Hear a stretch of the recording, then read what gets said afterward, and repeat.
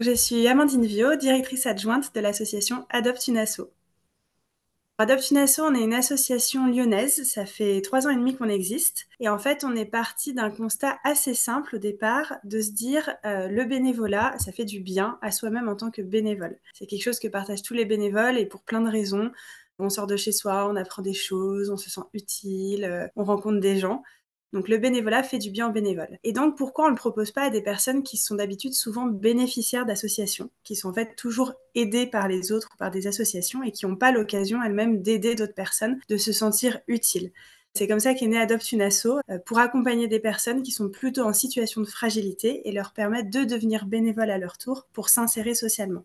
L'association, elle a été créée par Ségolène Frandon. Et Ségolène, en fait, moi, je l'avais rencontrée dans un autre projet avant, puisque c'est la deuxième association qu'elle crée. Moi, je l'avais rejointe dès la première association qui s'appelait Andissimo. C'est une association qui n'existe plus aujourd'hui, qui a été transférée à un acteur plus gros. Mais il s'agissait d'un site qui recensait toutes les solutions pour des enfants en situation de handicap. Et donc, moi, j'ai rejoint cette aventure au retour d'un tour du monde. En fait, au niveau de ma carrière, j'ai commencé par travailler dans une fondation les premières années, fondation d'entreprise. J'ai beaucoup aimé ce côté-là. Ensuite, je suis partie réaliser un rêve d'enfance qui était ce tour du monde. Et en rentrant, je me suis réinstallée à Lyon et j'avais envie de voir un petit peu l'autre côté, le côté plus terrain de l'entrepreneuriat social. Et donc, j'ai rejoint l'association Andissimo, créée par Ségolène Frandon. Et quand Andissimo a fermé ses portes en 2020, j'ai un petit peu continué à travailler avec Ségolène sur d'autres projets d'aide aux parents aidants, justement. Et puis, en fait, très vite, elle a eu l'idée d'adopter une asso. Et elle a voulu s'entourer d'un petit groupe de personnes pour lancer le projet, au début de manière bénévole, et puis après, au fur et à mesure, ça s'est structuré.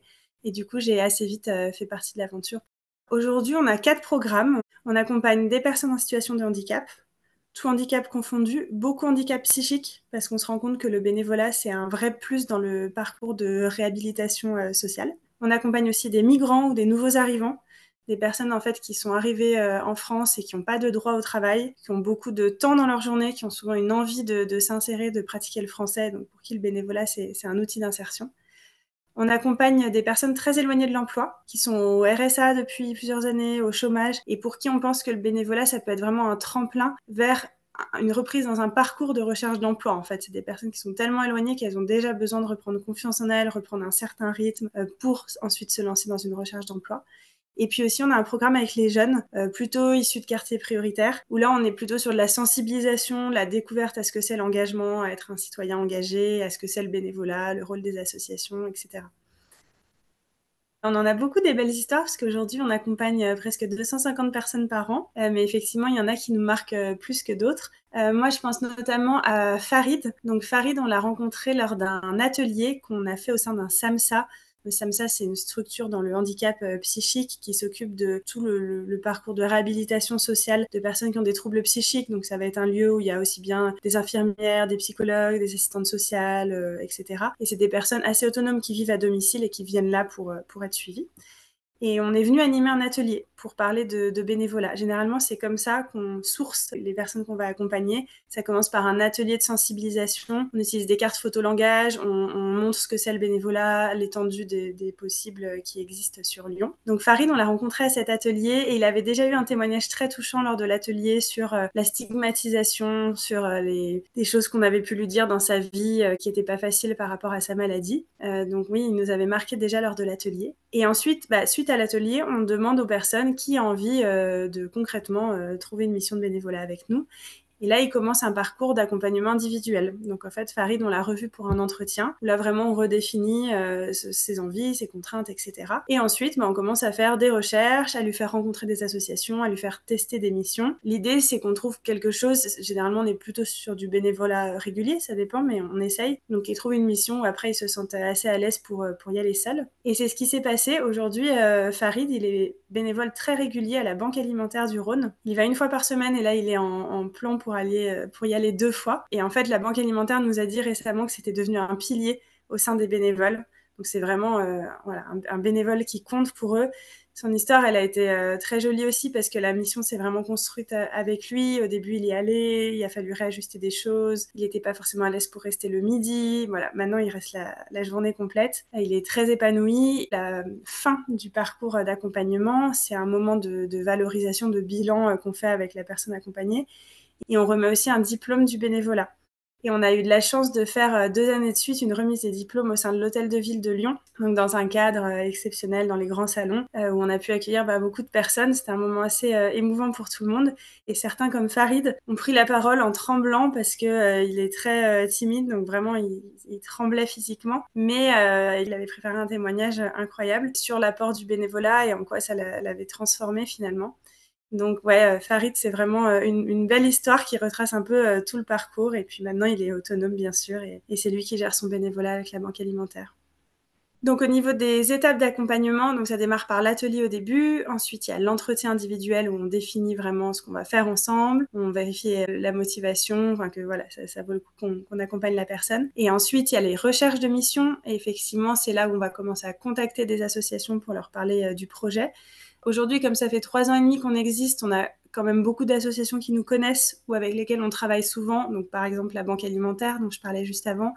Ils jouent le jeu d'accueillir nos bénévoles, ils connaissent bien le projet. Mais comme on s'adapte à chaque fois sur les envies de la personne, on est à peu près toujours amené à aussi découvrir des nouvelles associations, donc à aussi présenter le projet. Et effectivement, c'est là où nous, on fait vraiment ce rôle de filtre, c'est-à-dire que certaines associations vont pas forcément avoir envie de jouer le jeu ou comprendre le projet ou avoir les ressources pour, je sais pas, pour vraiment accueillir un bénévole qui a peut-être besoin d'avoir une mission un petit peu adaptée, etc. Après, il y a quand même beaucoup d'associations qui sont très intéressées par le projet, qui considèrent que c'est une bonne opportunité de recruter des bénévoles aussi, des nouveaux bénévoles. Donc généralement, ça marche assez bien. Mais en tout cas, on n'envoie pas le bénévole dans une situation de difficulté. Et puis après, justement, il y a la rencontre avec l'association, entre nous, le bénévole, l'association. On s'assure que tout le monde va bien matcher ensemble. Et puis après, il y a une mission test où nous, on est toujours là sur la première mission, vérifier que tout le monde se sent à l'aise, voire pour certaines personnes, on les réaccompagne sur la mission 2, mission 3, jusqu'à ce que vraiment ils se sentent capables d'y aller seuls. Et puis, on lâche la personne quand vraiment on sent qu'elle est autonome, qu'elle a créé le lien avec l'association. Et puis, on la revoit quelques semaines après, une fois que la mission s'est bien installée, pour faire ce bilan et cette valorisation dont je parlais. Voilà un peu le parcours.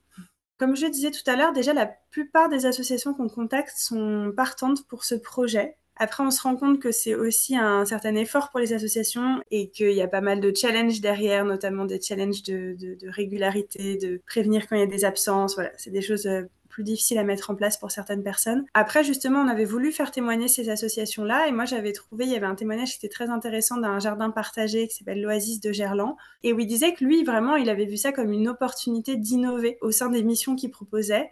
Alors lui, c'est rigolo parce que il y a très longtemps, on lui avait envoyé un de nos premiers bénévoles qui était malvoyant. Au lieu de se braquer, de se dire qu'est-ce que non, je j'ai pas de mission adaptée. Lui, il s'est dit si, comment innover, c'est intéressant. Qu'est-ce qu'il pourrait apporter? Qu'est-ce que je pourrais éventuellement, je sais pas, changer, mettre en place comme matériel? Et en fait, ça a très bien marché. Et ce bénévole est maintenant régulier depuis vraiment très longtemps. On est là pour rassurer les associations. Effectivement, on est vraiment un tiers. Je pense que c'est un des facteurs clés de succès. Si le bénévole venait tout seul, ce serait sûrement plus difficile. On rentre jamais dans le détail du profil de la personne, même pour les handicaps. Déjà, nous, on n'est pas formés, on n'est pas professionnel médical, donc on a quelques infos, mais on n'est pas là pour rentrer dans le détail. Et on le présente pas forcément à l'association, en fait. Comme le dit bien une de mes collègues, on va plutôt le traduire en besoin, c'est-à-dire qu'une personne où nous, on sait qu'il y a un trouble autistique, par exemple, et en fait, on va plutôt dire à l'association qui l'accueille, à cette personne, elle a plutôt besoin d'une mission dans le calme, elle a besoin d'un cadre, donc si vous pouvez lui donner des tâches très précises écrites sur un papier, ça va l'aider. Attention au bruit, s'il y a beaucoup de bruit d'un coup, peut-être qu'elle va changer d'attitude. On va plutôt essayer de traduire comme ça les besoins des personnes.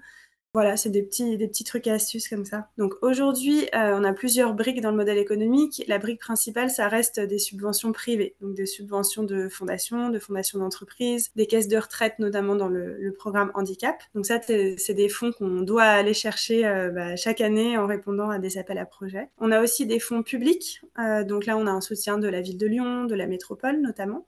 Et puis, à côté de ça, pour essayer de moins dépendre des subventions, on a développé une offre à destination des entreprises. Donc là, c'est des prestations pour nous, on se fait rémunérer et ça rémunère notre activité sociale. Et donc là, on fait 3 choses avec les entreprises. On organise des journées solidaires ou team building solidaire. Donc l'idée, c'est que les salariés, sur leur temps de travail, soient bénévoles dans une association sur une demi-journée ou une journée. Et souvent, c'est un moment aussi pour eux de cohésion d'équipe, qui change un peu de leur quotidien.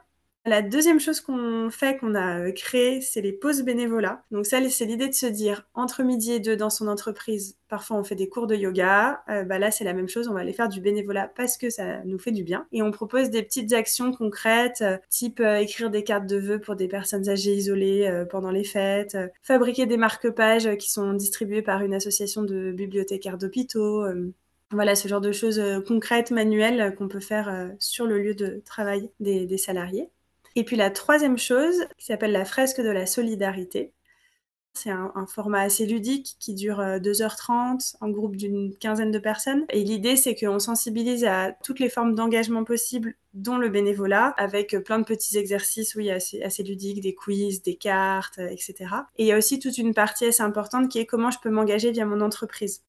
Et puis la dernière chose qu'on fait qui est un peu à part, c'est qu'on anime des ateliers à destination des jeunes retraités ou futurs retraités. Et là, l'idée, c'est d'accompagner sur 2 heures des petits groupes de jeunes retraités pour leur présenter ce que c'est le bénévolat, l'étendue des possibles, montrer que le bénévolat, c'est pas forcément très contraignant, très régulier, etc. Parce qu'aujourd'hui, les retraités, ils ont aussi envie d'autre chose et d'un autre rythme. Et puis, on leur explique vraiment concrètement comment trouver des missions, qu'est-ce qu'ils peuvent faire. Donc voilà, on a ces 4 prestations qu'on essaye de développer pour notre modèle économique aussi.